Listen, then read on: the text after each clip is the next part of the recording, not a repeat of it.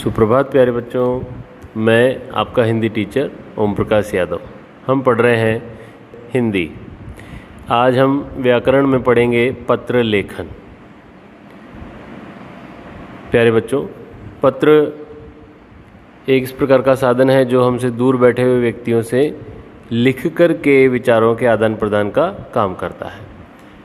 पत्र व्यवहार दूरस्थ व्यक्तियों की भावनाओं को व्यक्त करने का अवसर देता है। सुप्रसिद्ध अंग्रेजी लेखक जेम्स हडल का कथन है कि जिस प्रकार कुंजियाँ मंजूषाओं के पत्र लेखन एक कला है, दो व्यक्तियों के विचारों को साहित्यिक तकनीक में समेटकर प्रस्तुत करती है, पत्र मनुष्य के विचारों का आदान प्रदान सरल, सहज, लोकप्रिय तथा सशक्त माध्यम से करता है। हम दूर रहने वाले रिश्तेदारों को, दोस्तों को, मम्मी पापा आदि को, दूर रहकर पढ़ाई करने वाले अपने भाई बहन को पत्र लिख सकते हैं, या फिर किसी कार्यालय आदि में, स्कूल में प्रिंसिपल को, या अपने यहाँ आसपास में जो भी सरकारी सेवाएं देने वाले ऑफिस हैं उनमें हम पत्र लिख सकते हैं। अब देखिए पत्र के प्रकार। प्यारे बच्चों, पत्र व्यक्ति के सुख दुख का सजीव संवाहक होने के साथ साथ लेखक के व्यक्तित्व का प्रतिबिंब भी होता है। अर्थात किसी ने क्या लिखा उससे पता चलता है।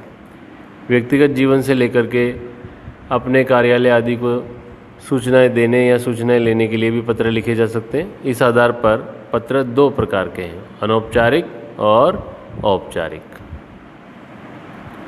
आगे देखते हैं पत्र की विशेषताएं। पत्र में क्या क्या विशेषताएं होती है। सबसे पहले पत्र की भाषा संक्षिप्त होनी चाहिए। पत्र क्रमबद्ध तरीके से लिखा जाना चाहिए। पत्र की भाषा स्पष्ट और सरल होनी चाहिए ताकि आसानी से समझ में आ जाए। कठिन भाषा का प्रयोग नहीं करना चाहिए। प्रभावपूर्ण शैली में पत्र लिखना चाहिए और उद्देश्यपूर्ण लिखना चाहिए। अर्थात पत्र ऐसा लिखना चाहिए जिससे हमारा उद्देश्य पूरा हो।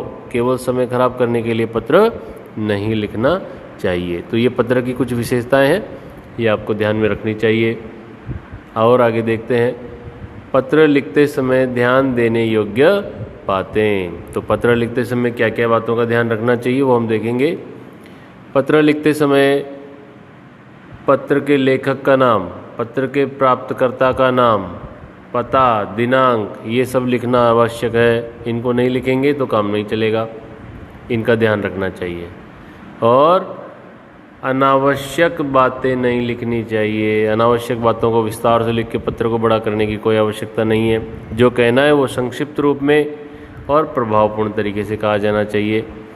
पत्र का विषय स्पष्ट होना चाहिए। पत्र किस बारे में लिख रहे हैं उसका विषय पहले लिखेंगे और विषय बिल्कुल स्पष्ट होना चाहिए। विषय को देख करके ही पता लग जाए कि पत्र में क्या लिखा होगा। और पत्र लिखते समय कम से कम शब्दों में अधिक से अधिक बात कहनी चाहिए। अर्थात कम से कम शब्द लिखें जिसमें अपनी पूरी बात कह दी जाए। पत्र की भाषा मधुर होनी चाहिए, आदर सूचक होनी चाहिए और सरल होनी चाहिए। पत्र की भाषा मधुर होगी तो पढ़ने वाले को अच्छा लगेगा। यदि हम किसी बड़े को या सम्मानित व्यक्ति को, अधिकारी आदि को लिख रहे हैं तो पत्र की भाषा आदर सूचक होनी चाहिए और सबसे विशेष बात सरल होनी चाहिए ताकि समझ में आ जाए। पत्र की समाप्ति इस प्रकार होनी चाहिए कि उसमें जो संदेश हम देना चाहते हैं वो स्पष्ट हो जाए। इन बातों का भी विशेष ध्यान रखा जाना चाहिए। और आगे देखते हैं, ये तो थी पत्र चूँकि दो प्रकार के होते हैं। तो पहला है अनौपचारिक पत्र। अनौपचारिक पत्र किस किस को लिखा जाता है? सगे संबंधियों को, मित्रों को, रिश्तेदारों को, परिचितों को। इनको जो पत्र लिखते हैं वो अनौपचारिक पत्र कहलाता है। इनको व्यक्तिगत पत्र भी कहते हैं बच्चों। और ये किस किस काम के लिए लिखे जा सकते हैं? देखिए, व्यक्तिगत पत्र या अनौपचारिक पत्र आमतौर पर सुख दुख, हर्ष, उत्साह, बधाई, शुभकामना आदि के लिए लिखे जाते हैं। अनौपचारिक पत्रों की भाषा कैसी होती है? आत्मीय और हृदय को स्पर्श करने वाली। अर्थात इनकी भाषा में स्नेह, प्रेम आदि को व्यक्त करने वाले शब्दों को हम लोग काम में लेते हैं। तो ये अनौपचारिक पत्र होते हैं। आप समझ गए होंगे अनौपचारिक पत्र मतलब सब सगे संबंधियों, रिश्तेदारों, मित्रों आदि को लिखे जाते हैं। अनौपचारिक पत्र के कौन कौन से भाग होते हैं आप देखिएगा। अनौपचारिक पत्र के भाग। प्रेषक का पता, ठीक है, ये पता पत्र के बाईं ओर लिखा जाता है। फिर दिनांक, प्रेषक के पते के ठीक नीचे बाईं ओर दिनांक लिखी जाती है और जिस दिन पत्र लिख रहे हैं उसी दिन की दिनांक होनी चाहिए। फिर आगे संबोधन, तिथि के बाद जिसे पत्र लिखा जा रहा है उसे संबोधित किया जाना चाहिए। तिथि, डेट लिख दी, उसके बाद में हम जिसको पत्र लिख रहे हैं उसको संबोधित करेंगे। जैसे मम्मी को पत्र लिख रहे हैं तो प्रिय मम्मी, पापा को लिख रहे हैं तो आदरणीय पिताजी, भाई को लिख रहे हैं, मान लीजिए छोटे भाई को लिख रहे हैं तो लिखेंगे प्रिय भाई, ऐसा। आगे दिए हुए भी हैं, आप देख सकते हैं। देखिए संबोधन के लिए कौन कौन से शब्द लिखते हैं। संबोधन के लिए लिखते हैं प्रिय, पूज्य, स्नेहिल, आदरणीय, ये शब्द हैं जो हम संबोधन के लिए काम में लेते हैं। और आगे देखते हैं अभिवादन संबोधन के बाद में नमस्कार, सादर चरण स्पर्श, ये अभिवादन के रूप में लिखा जाता है। जैसे पिताजी को पत्र लिख रहे हैं तो लिखेंगे आदरणीय पिताजी, फिर संबोधन के बाद में अभिवादन करेंगे साधारण चरण स्पर्श, इस तरह से। तो और इसके बाद में विषय वस्तु आ जाएगी।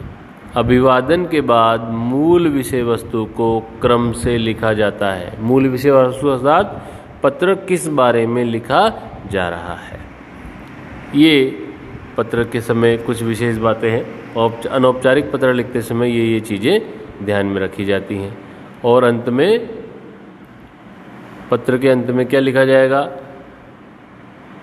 आपका, जैसे पिताजी को लिख रहे हैं तो लिखेंगे आपका पुत्र, या दोस्त को लिख रहे हैं तो लिखेंगे शुभाकांक्षी। ये इस तरह के शब्द हम लोग काम में ले सकते हैं। देखिए यहाँ देखिए, ये जैसे पिताजी को लिखेंगे तो बोलेंगे आपका प्रिय पुत्र, ऐसा अंत में लिखेंगे, फिर अपना नाम लिख देंगे। दोस्त को लिख रहे हैं तो क्या लिखेंगे, शुभाकांक्षी लिख देंगे, भैया मैं तेरा वेल विशर हूँ, इस तरह से अंग्रेजी में बोलते हैं। ये हमको ध्यान में रखना है। आगे चलते हैं।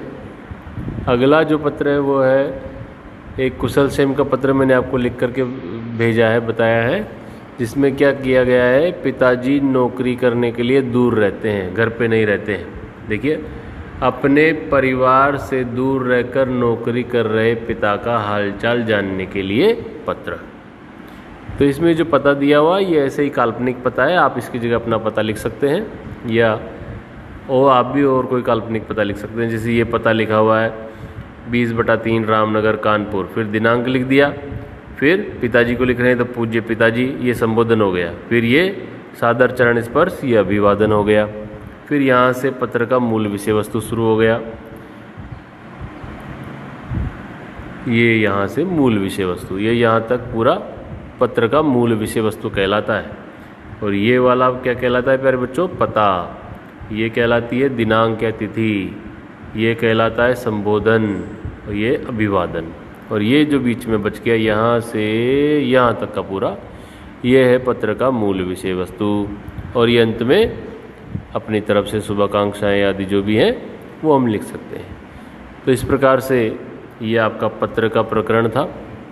मैं एक बार फिर से आपको सभी चीज़ें दिखा देता हूँ। यहाँ से हमने शुरू किया, पत्र के प्रकार हो गए, फिर उसके बाद में पत्र की विशेषताएं हो गई, पत्र पे लिखते समय ध्यान देने योग्य बातें हो गई, ये अनौपचारिक पत्र हो गया, और ये एक अनौपचारिक पत्र का उदाहरण हो गया। इसी प्रकार से औपचारिक पत्र जो लिखे जाते हैं वो सरकारी कार्यालय आदि में लिखे जाते हैं, उसके बारे में मैं आपको फिर किसी और क्लास में पढ़ाऊँगा। आज के लिए आपको क्या करना है, ये जो कुछ भी मैंने आपको भेजा है ये आपको आपकी नोटबुक में लिखना है। लेकिन इसमें विशेष चीज़ जो ध्यान में रखनी है वो ये है कि ये पत्र की विशेषताएं और अनौपचारिक पत्र के भाग, इनमें से पूरी की पूरी बातें नहीं लिखनी है, ये बहुत ज़्यादा हो जाएगा। आपको इनमें से मुख्य मुख्य बिंदु जो मैंने अंडरलाइन करके बताए थे पढ़ाते समय वो ही लिखने हैं। आज के लिए इतना ही। Thank you.